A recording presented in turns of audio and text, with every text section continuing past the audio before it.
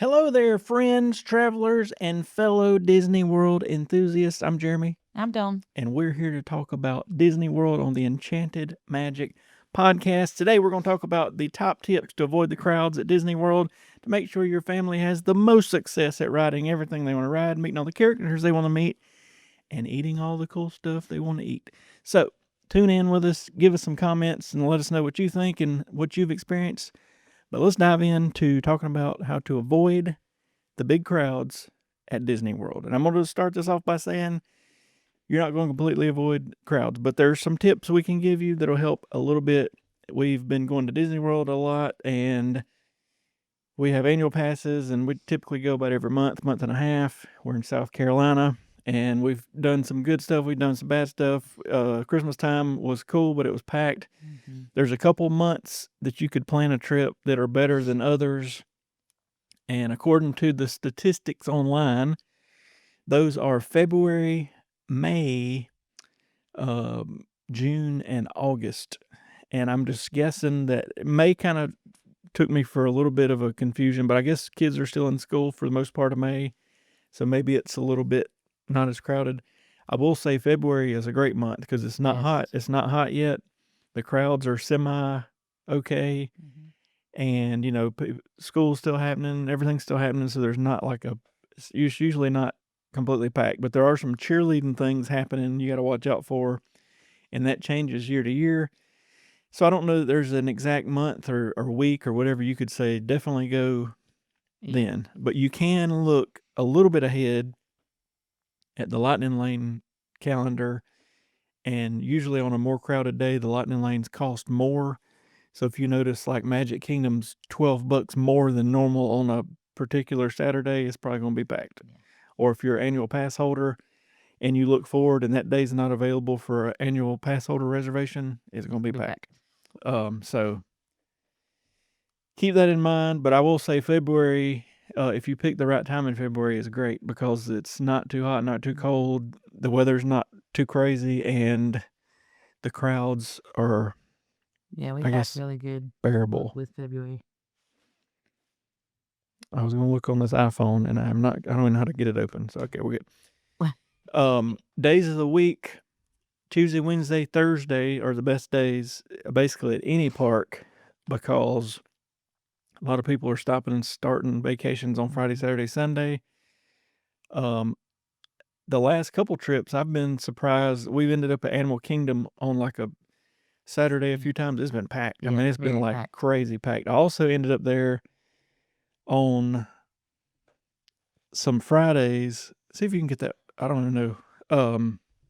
And there was a bunch of school activities happening on Fridays, and it was packed. Like, I guess the county schools nearby were having some sort of an educational thing, and me and Joanna, I think it was when you went to one of those concerts a couple visits ago. Me and her went to Animal Kingdom. There were school buses. I mean, bunches of them, and it was like, oh no. So I don't know. I don't know if they get some sort of a. I'm sure they do. Like if some schools near there maybe get like a free day or something. I don't know. So Tuesday, Wednesday, Thursday is particularly good at any of the parks. I've heard that Mondays are not the greatest to go to Magic Kingdom because a lot of people start off there at first of the week. It's almost like it's always busy, but I guess this just can help. I guess, yeah. A little bit. Now I will say, if you can get into an event, not necessarily the Halloween or the Christmas event, but we went to a Hollywood Studios extended hours event. In the last hour or so, or a little more, you could basically walk on to about anything. Everything, yeah. We got on Rise of the Resistance early in the evening, and it was a straight just walk straight on.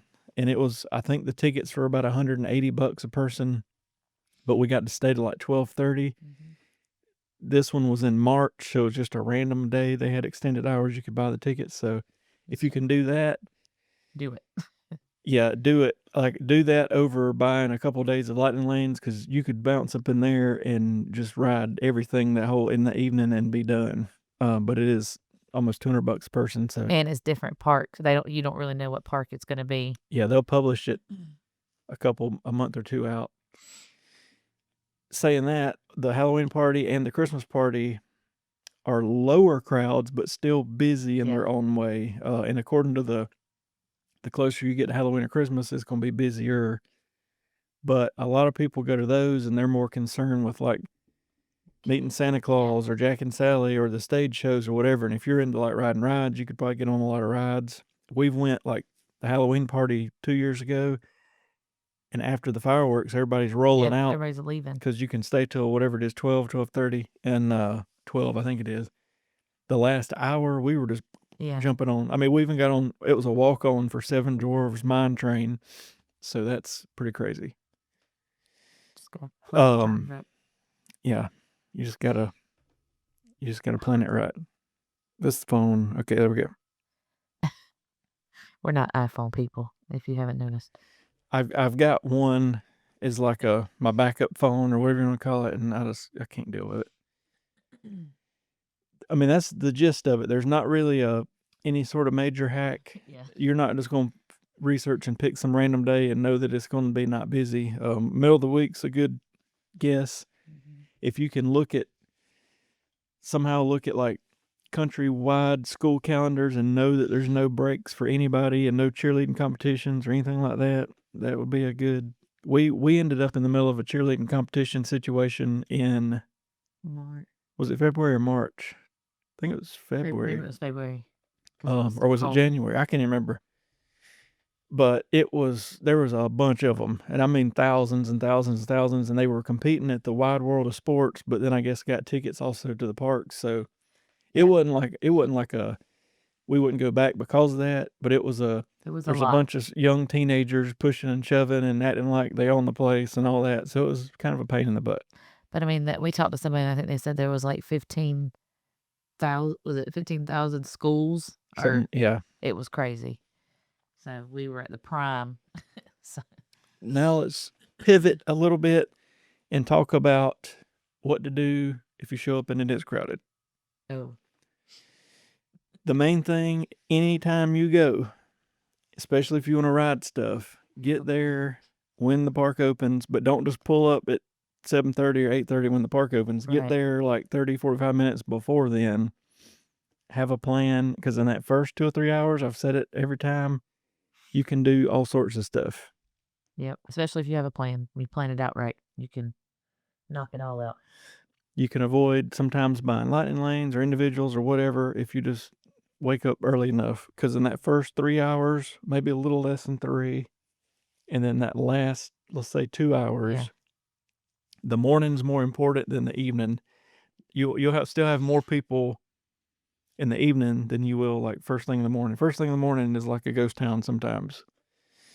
Christmas time, I got up early and went in, and it was more busy, but I still got to ride several rides before the park technically opened because we were resort guests. So do that. That'll always get you some rides. Like, just get there early. If you got the whole family with you, maybe work it out to where like 1 or 2 can go in early and then the rest meet up later or whatever you need to do. But I guarantee you, first thing, you can knock out some stuff. Also, kind of plan your middle of the day for your rides that you know will never have a wait, like Carousel of Progress. Even at the busiest time, the People Mover's usually not more than a 15, 20-minute wait. Yeah. Little Mermaid. Hall of Presidents. Well, even Little Mermaid, I looked at it the other day, middle of the day, it was about 40 minutes. Which is crazy, because first of the day, last of the day, big portions of the day, it's like a 5-minute wait. True. Right in the middle's, but the Tiki Room, do all your shows and all the Country Bears, all that. If you pile all that right in the middle of the day when you know it's going to be busy, if it's the summertime, it's also going to be hot. Yeah. So you'll be inside. Do that, then go crazy from 8 till right at 11. Yeah. Have you a little break and a snack. Hit all the easy stuff from like 11:30 to 3-ish. It's still going to be busy at 3, but then you can catch the parade if you're Magic Kingdom. Once you get on into the evening, some people are leaving. And always after fireworks, it's a mass exodus. So if you can get by those people and get back in, Or if you don't, you need to see the fireworks. Yeah. But if for whatever reason you've already seen them or don't care about them or whatever, during the fireworks, there's a lot of rides you can just walk on because everybody's piling in to see the fireworks. Of course, we've seen the fireworks thousands of times and it never gets old. So, and I'm not even a big firework person. Any other fire, even like 4th of July or whatever, like around here, I care less about riding into town to seeing the big town fireworks thing, but it's just different at the Disney World. I don't even care that much about the Epcot fireworks. For whatever reason, that one just don't do much for me. True. But Happily Ever After and then Fantasmic at Hollywood Studios, those are my jam. Must-sees. So. Yep. What else you got? The main thing is go in with a plan. Definitely. Go in with a backup plan. Like one time I bounced up in there at Christmas time. Just a few weeks before that, I got there early, went and rode like Seven Dwarfs Mine Train, Peter Pan, Pooh, Haunted Mansion was just like doo-doo-doo-doo-doo. This time, for whatever reason, I got there a little later, but still before rope drop. Everybody piled into Seven Dwarfs, so I just immediately switched gears to the next ride and made it still work. It was skipping that for then, for that time being, because you never know when a ride's going to be down. One morning, Peter Pan was down. I didn't get to go on it, and that was my plan. Seven Dwarfs has been down before. I don't even know what all, but. Oh, yeah, because I think I did opposite. I think when I went in, I went straight to Peter Pan's, Haunted Mansion, Jungle Cruise, Pirates. So I went on the other side. Yeah. Because the day that he went early, Mine Train was down. And then when I went, I can't remember, something wasn't working. Oh, everybody went straight to Mine Train, so it was already backed up by the time I got there. So I went in the other direction. Yeah, just have a plan. Yep, backup plan.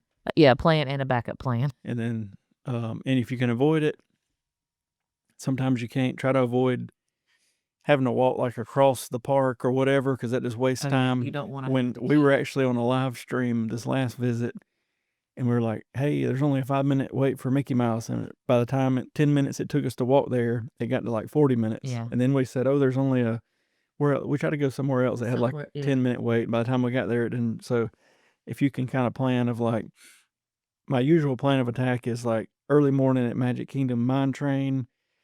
They're all right there together. Mine Train, Winnie the Pooh, Peter Pan, and then you can still, if that works out perfect, technically the rope drop's not until 30 minutes later at Haunted Mansion. You could ride it to it 3 times, still make it over to Pirates before it gets out of a 5-minute wait. Yep.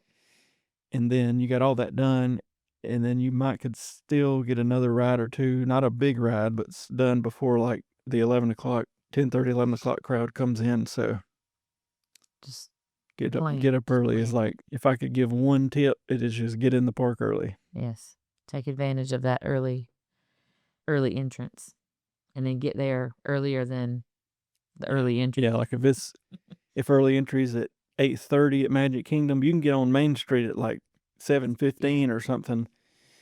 Go ahead and go. There's a point though. You don't want to get in line at like 7:30 and have to wait an hour. Early entry, because that would be like the time you're gonna wait if you were there in the middle of the day. So like, don't get too wild unless you want to. But also, if you can get in early, right there, you get into Main Street or whatever, you can take really, really good pictures at the castle without a whole bunch of people being around. And all the stores are open and all that, so you can shop and mess around. So Epcot is a weird situation. It is weird because you can go in the back or the front, and according to what rides you're wanting to get on first, but it's the same way. If you get in there early, you can bang out some stuff. Oh yeah. Animal Kingdom, if you get there early, you can jump on Flight of Passage, Navi River, and still be at the Kilimanjaro Safari before they open it up at, what was it, 8:30, I think. That's what we did last time, and it worked out perfect. Hollywood Studios is a mess. It is a mess. We normally rope drop. You want to either rope drop Slinky Dog or us, Mickey and Minnie's Runaway Railway sometimes. Slinky Dog's the worst, and it's almost Oh, the furthest furthest. because you have to go back and over and on, back, and people are semi-running, speed walking, and it's a mess. But if you could get like a Slinky Dog Lightning Lane and then go to something like Mickey and Minnie's Runaway Railway or Tower Terror or Rock and Roller Coaster or whatever, we noticed even Rock and Roller Coaster didn't back up that much for the first 30, 45 Yeah. minutes of early entry, because we walked over there and hopped right on it. So just have a plan, watch a bunch of videos, That's what I was gonna suggest if too. you can watch people live on TikTok or YouTube or whatever, like leading up a few weeks until you go, you can kind of see this worked for them, this didn't work. And I'll do that sometimes just to see the crowd level and the whatever, and you can kind of see what's going on. I guess that would help too with the crowd level if you start watching it. Yeah, a few days before you go, at True. least you have an idea. But there's also some of these live streamers I watch, and they'll just be like, "Dang, it's dead today, but I don't know why," or "It's busy today, I don't know why." So anyway, just random. That's about all I can think to talk about. This was a very high level search item, so that's why I wanted to chat about it. But there's no like hidden, secret. no hidden thing of this. But the hidden thing is you get there early on any morning, and that's basically it. But I understand some people go with a big family. That's true. And it's That's not harder. that easy. And my advice then would be get them jokers out of the bed, but then go back to the hotel middle of the day and let everybody nap for 2 or 3 hours. Yes. It would be worth it to do that and miss the middle of the day for a little while. And you'd get there early and get to ride several rides versus rolling up in there a little late and being pissed off because we only got to ride teacups and the carousel or whatever. So a girl I used to work with, they went last year and did that. They rolled up, Angie. She said they went up in there at about 10 o'clock. She's like, we didn't get to ride but 2 rides the whole day. And I was like, you done lost your mind. There's no way I'd pay that much money. No, but she didn't know any better. She had no idea. Nobody knew what they were doing. Like that's our first time. So, yeah. But anyway, thank y'all for watching. We'll be live on Thursday. Let us know if you got any questions. You can put them in the comments or email jeremytherapytv@gmail.com. We'll talk about them. We'll be live on TikTok and YouTube on Thursday nights. And we appreciate y'all watching. Hit the subscribe, hit the thumbs up, get our ranking up, and we'll be here to make some videos. See y'all later. Bye.